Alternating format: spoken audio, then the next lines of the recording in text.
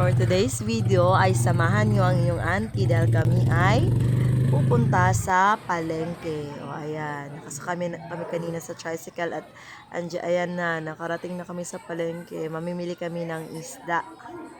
Ayan, ang daming namimili.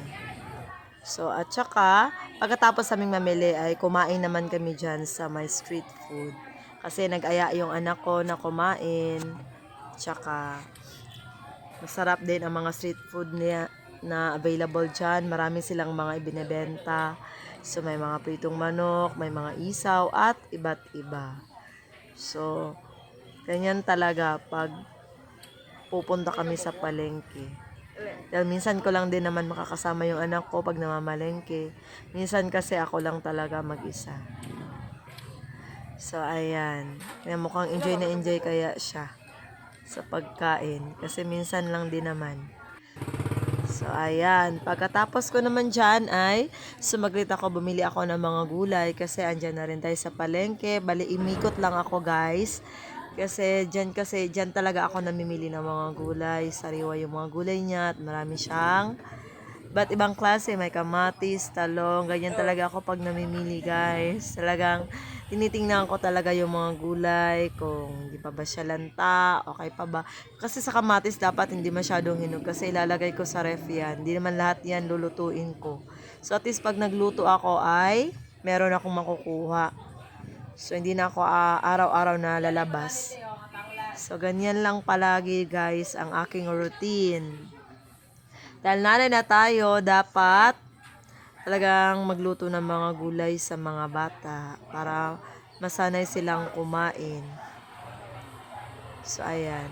Magbabayad na ako. Ay, bibili pa nga pala ako ng carrots, kaya lang hindi ko siya maabot. Kaya, punta ako sa may malapit dyan. Medyo malayo kasi. Ayan, at ihatid ko muna ang aking nabili para mabayaran. So, ayan. Okay naman guys kasi may nagbibideo.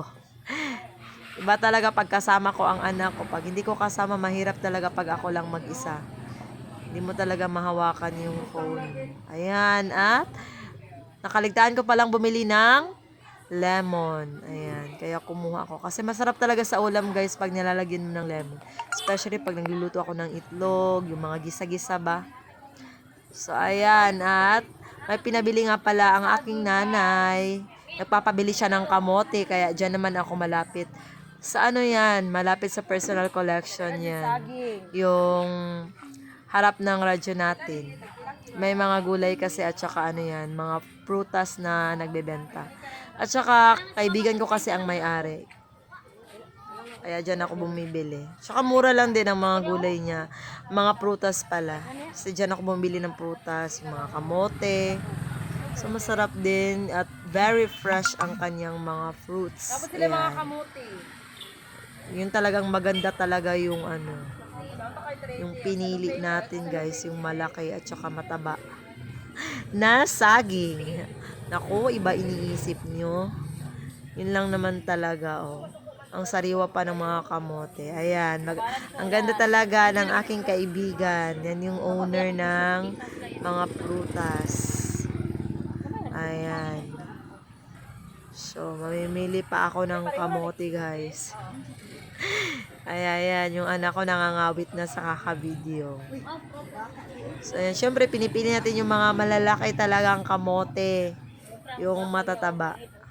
Kasi masarap yan pag binoboil natin.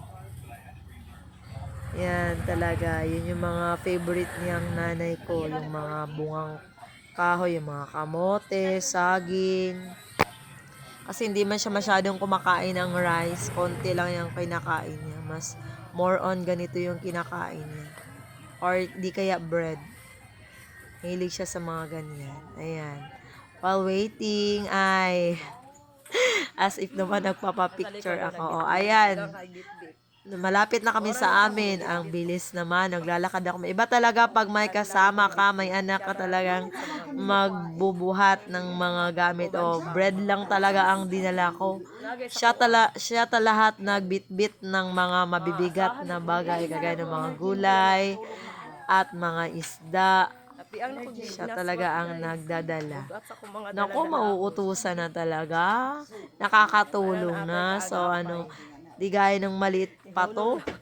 So, ayan, tumigil na mismo siya dyan kasi sa kapitbahay yan. Kasi nabibigatan daw siya sa mga bit-bit niya.